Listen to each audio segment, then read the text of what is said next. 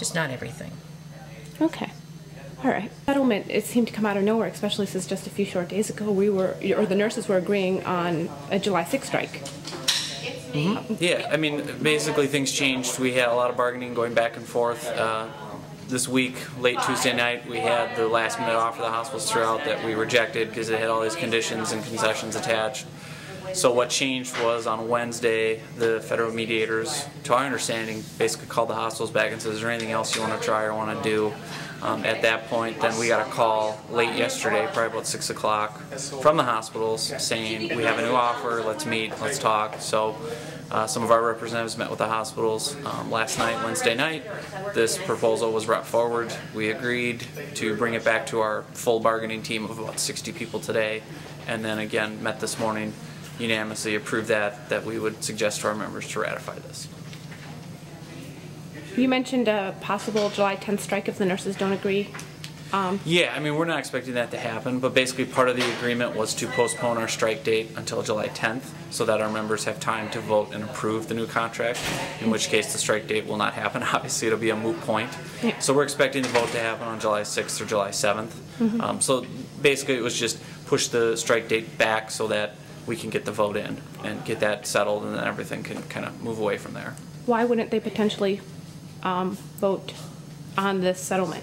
Well, I mean, first of all, our bargaining team is nurses. There's more than 60 nurses that have been doing this for 3+ months. They work every day with, the 12,000 members, so they're not going to accept or recommend a deal that they don't think our 12,000 nurses would accept, if that makes sense. I mean, we wouldn't put it to a ratification vote if we thought it wasn't a good offer or an offer that our nurses would accept. But obviously, if the nurses even on the slimmest chance they might not accept it, there has to be something in the deal that might. I know Cindy's because the strike authorization was still there. Yeah, yeah. So they just pushed the date back. I mean, it's more a semantical issue. I mean, there's, anything can always happen, but obviously we're not anticipating that.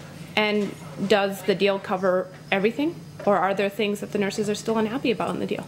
Well, I mean, I think staffing is still a huge concern for our nurses, and Cindy Olson talked quite well about that, so I'll let her explain it in depth. But I mean, that's, really the way our nurses have looked at this, and talking to our nurses today about it is this isn't the end of the fight for safe staffing, it's the beginning. I think really our nurses made amazing strides coming together around this issue, raising public awareness, and now, are ready to take that next step. Be it directly with their employers, standing more united about it, talking to legislators, doing what they need to do to keep advocating for their patients. What's the future of MNA now? Well, we've been around since 1905, so we have 20,000 members around the state. We negotiate contracts for nurses all across Minnesota. We have more coming up in Duluth and other parts of the state that we'll be working on. We continue to do things, at the legislature, advocating for things like safe patient, care, safe patient handling, workplace rights, things like that. Typical things that a union does. And we're also an association, so we work on educating our nurses and training them and helping them, get up to speed on the latest things in their profession they need to know about. With the nurses, what do the numbers look like for the next 3 years? I know the contract is 3 years. What do the numbers look like for the next 3 years? As far as the contract numbers? Yeah. Basically it's the same contract that's been in place, and so, the raises, it's going to be 0 and 1, 2% pay raises for the 3 years, which is what the hospitals have proposed. And again, our nurses said it was never about money, so that wasn't a problem to accept that. And then the other things are just all the elements are the same as far as the pension is where it's always been. The health care is going to be the same as it's been, which was a big thing. The benefits, all those other things, kind of as Cindy talked about, you need to keep this as an attractive, feasible profession so that you can, recruit and retain nurses to take care of patients. There's a huge issue with burnout. There's a huge issue with a nursing shortage looming for the next decade. It's already been well chronicled in the mainstream media that, we're going to be short by even maybe 1 million nurses between 2010 and 2020. So we know that this needs to be a profession that is one that people can do and can retire with dignity when they need to, and can also have the workplace rights to advocate for their patients.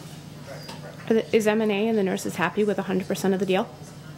Well, I think, you're never 100% happy. I mean, you never get everything you want in negotiations. That's why it's negotiating. There's give and take. Yeah. And I think, obviously, we would have loved the staffing language. Of Of course. Can you explain that a little bit more? I've heard it mentioned several times, and I think we all have, but Yeah, the details are... The staffing issue is basically we wanted to have specific language in the contract kind of talking about different ratios or different, you know, statistical kind of things in there to help, you know, guarantee safe staffing more than it has been in the past.